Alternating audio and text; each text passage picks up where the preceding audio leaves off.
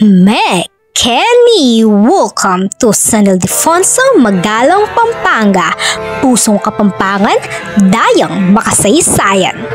Ang barangay San Ildefonso ay mas kilala sa tawag na Balitukan.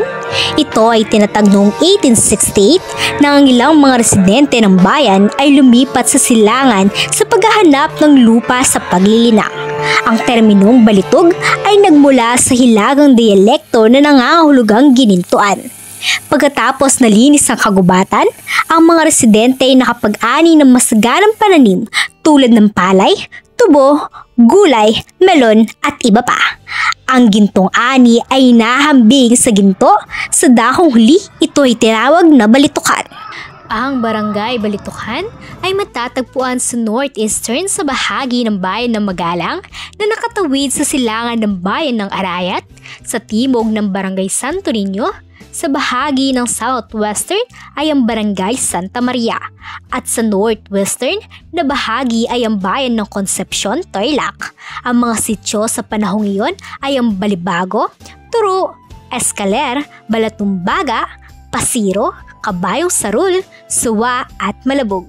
Ang pangalan ng sityo ay pinangalanan pagkatapos ng mga kakaibang bagay na nakita sa lugar. Balatumbaga, pagkatapos makita ang puno na may lapat na 3 metro. Ang Balibago ay pinangalanan pagkatapos ng isang damong sagana sa loob ng isang lugar. Ang Turo ay nagmula sa salitang toro na isang salitang Espanyol para sa isang lalaking baka. Malabog, ang malabog ay nagmula sa isang salita na hindi malinaw dahil ang lugar ay palaging maputik. Ang Suwa ay pinangalanan sa isang halamang citrus. Ang Kabayong Sarul ay nagmula sa mga magsasaka na nagsasagawa ng araro. Bago ang pagtatag ng San Ildefonso, ang barangay ay sikat na at kilala bilang Balitukan. Nang itinatag ang simbahan noong Pebrero 23, 1981, pinagtibay ng mga tao ang San Ildefonso bilang kanilang patron. At ito ay pinangalanan sa may-ari ng lupain na si Ildefonso Dizon.